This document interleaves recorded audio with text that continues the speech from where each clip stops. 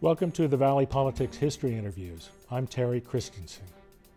Chuck Davidson has been a major player in San Jose politics for over 50 years. He's a developer who specialized in low-income housing, and he built over 50,000 such units over the years. Even when San Jose was reigning in growth, he got his projects approved thanks to his political skills. Former Mayor Tom McHenry once said, "Mayors come and mayors go, but people like Charlie stick around forever." Unlike a lot of developers, Chuck Davidson engaged on a range of local issues, including serving on not one, but two charter revision commissions. Check out what he has to say about the powers of mayors in our form of government. We aired our interview with Chuck Davidson in two parts in 2016. Now, here it is in full.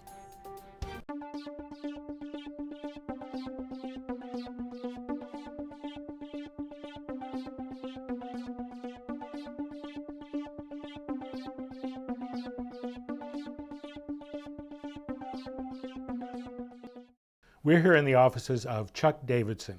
Chuck has been a major builder and a mighty force in San Jose and Silicon Valley politics for over half a century. Welcome, Chuck Davidson. Let's get started by you just telling us how you got to be in San Jose and what you've done in your career here. I came to San Jose, 62 years ago last year. 62 years ago. No, 64 years 64 years ago. And my first job was as a surveyor for the State Highway Department on doing Route 17 from Stevens Creek Road to Los Gatos. Wow. And that goes a long ways back. Yeah. There was no freeways built then. Things we take for granted now. You take for granted now.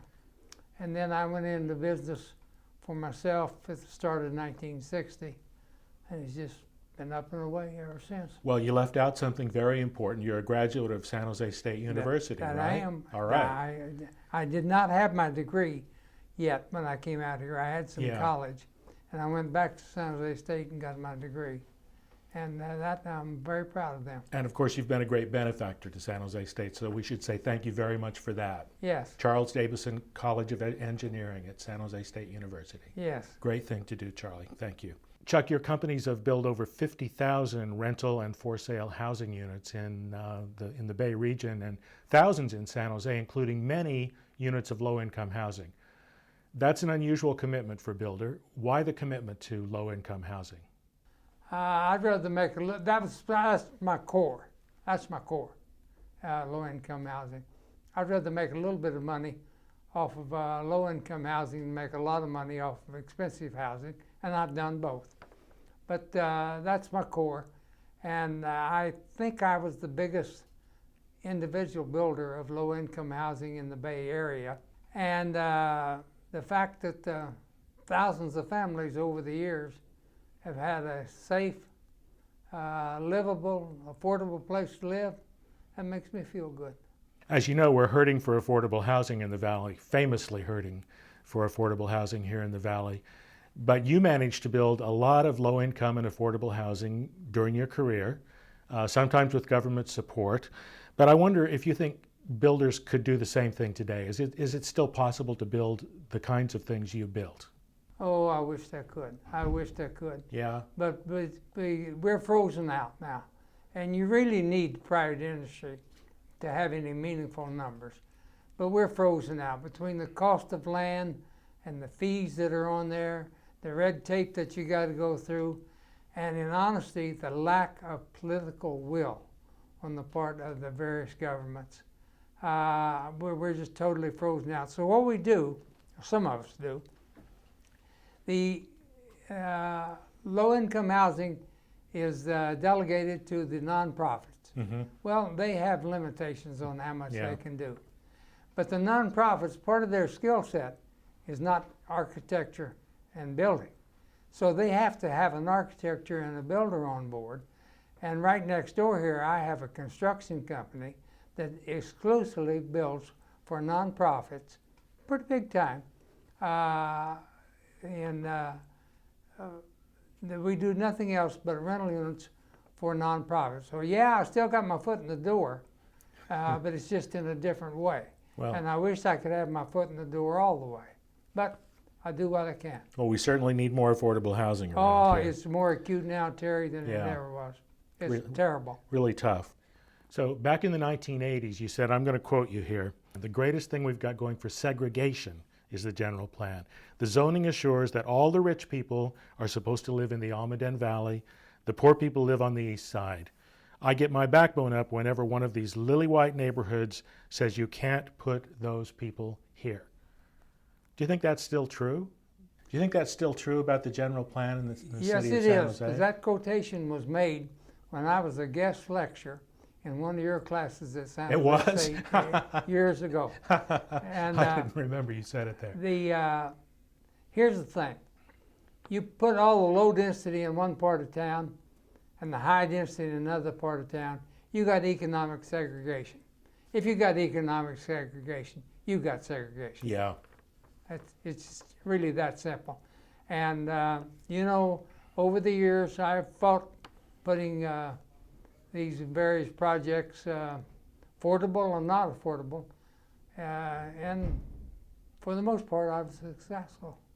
You started building in this area in the 1960s, and you really came to prominence as a builder in the 1970s on into the 1980s. And to me, the irony of that is that's exactly the time when the city council, a majority on the city council, started to turn against rampant growth, sprawling growth, suburban style growth. Mayor Janet Gray Hayes was elected in 1974, and the council was looking more at managed growth, controlling growth, infill development. How did you succeed as a developer, developing hundreds of units of housing in a time when the council was not favorably disposed towards that kind of building? Well, first thing you understand, you got to know your subject. You got to know what you're talking about. That's number one. Yeah. Number two, you got to be trustworthy. And I'll use you as an example on something. There was a guy named Joe Cola on the city council. I remember Joe. Back in the late 60s through the 70s. And he voted no on the city council probably more than anybody has ever been on the council. He was known no. as Mr. No. Yeah. I don't know whether Joe ever voted no on me or not, but when he got off in the council, he was downtown one day with some of his old cronies, and they were giving him hell because of the fact that he had voted for me so many times along the way. And Joe said he comes with good projects. If you come with a good project, I'll vote for you too. And that's the thing. If you got the ability to tell what's a good project and what isn't a good project. What a lot of people didn't know is I turned down more projects than I took. Let me read you a couple of quotes about you from some of our past mayors. First one's from Tom McHenry. He was mayor from 1983 to 1990. And Tom said, Charlie Davidson wasn't just Janet Gray Hayes' kitchen cabinet, he was the whole house. Mayors come and go, but people like Chuck will have power long after. And Tom also said, Chuck's very, very good at showing people the easy way to make a bad vote. So he didn't think all your projects were so great, right? He voted for half of them anyway. He did? Yeah. Tom voted for at least half of my projects. And he was correct when he said mayors come and go and people like Charlie stick around forever. Yep. And but the thing of it is, if he bad votes, Terry, and the hundreds, I don't know, maybe thousands of projects that I did, you cannot point to one project that adversely hurt the community that's not an asset to the community. The one out next to where, close to where you live, is a good example of that. I don't do bad projects. Never did do bad projects. People that voted for me never did make a bad vote. A bad vote or a good vote is in the eye of the beholder. Susan Hammer, who was mayor after Tom McHenry, said Chuck has a lot of influence around City Hall. He plays the game and he's very skillful at it. I guess you'd accept that. Mostly. You got to be, if you're in the building and land use business, you better be skillful at it or you're going to go broke. And it's not a game. It's deadly serious.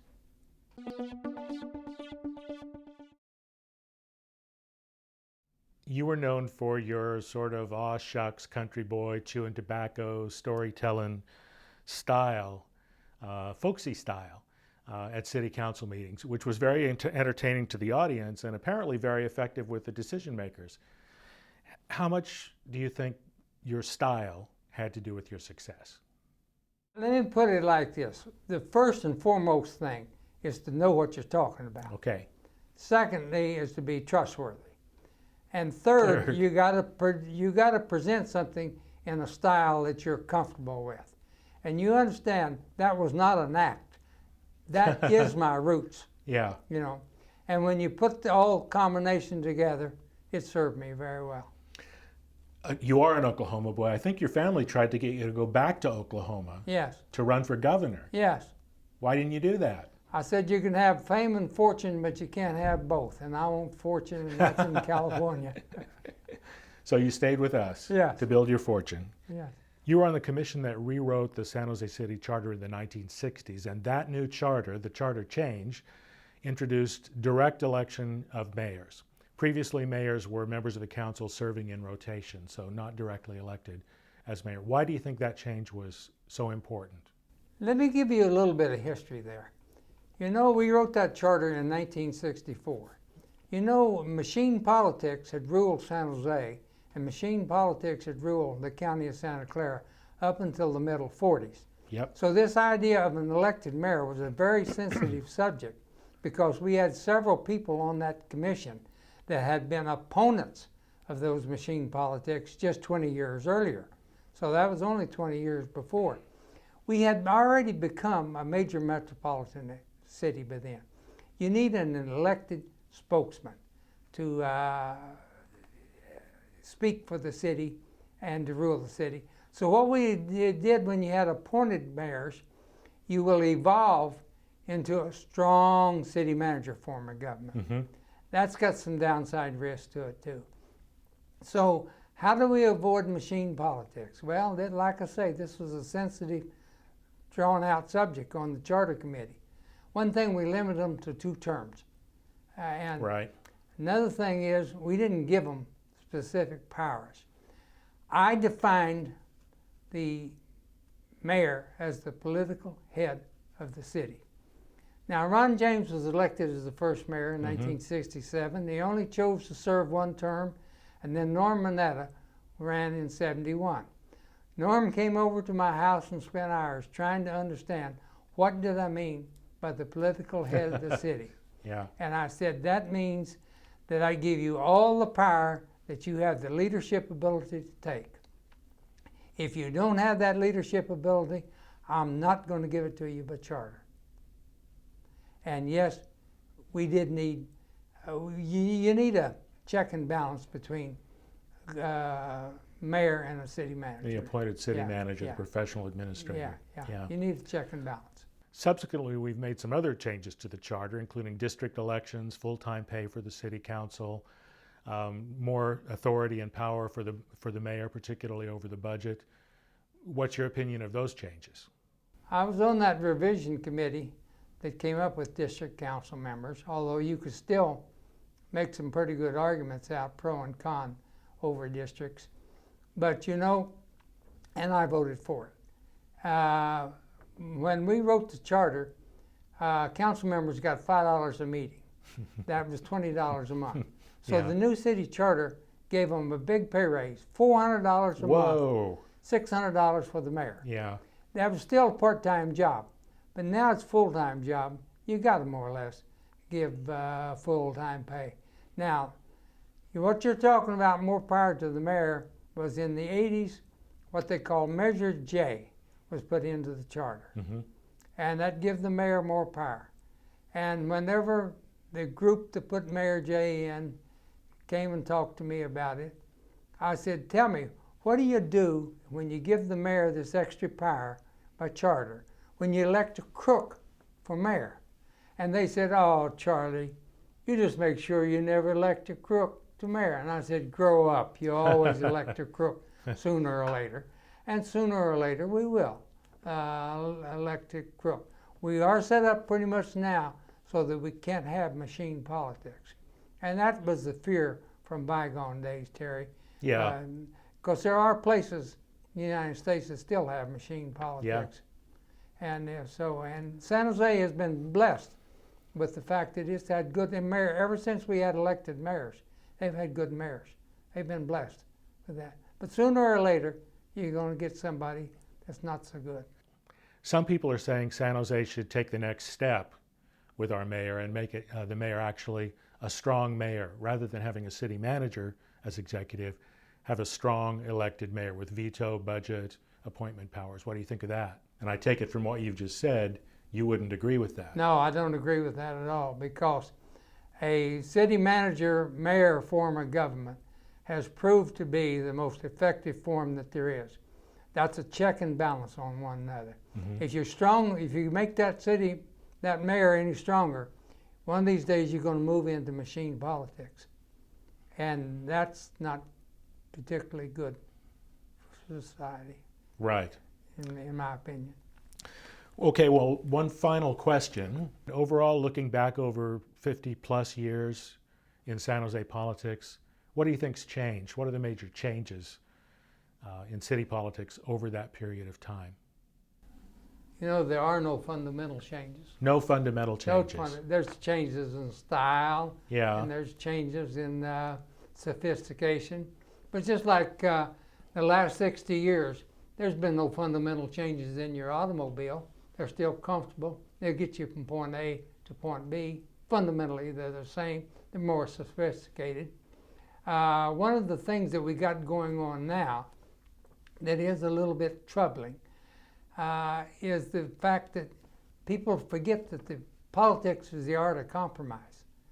And we're getting people nowadays that say it's my way or the highway. Mm-hmm.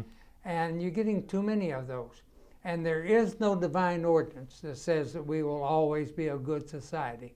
We'll be a good society as long as we want to make it a good society. And that's the part that concerns me the most, is that we don't understand that in a free society, you got to live in a world of compromise. And that's politics. Now, so far that hadn't shown up heavily on the local basis. But eventually it will filter down to the local basis. And people had better start thinking about what they're doing if they want to stay the way they were. For other interviews with the leaders and activists who shaped the history of San Jose and Santa Clara County, look for the Valley Politics History Interviews on YouTube.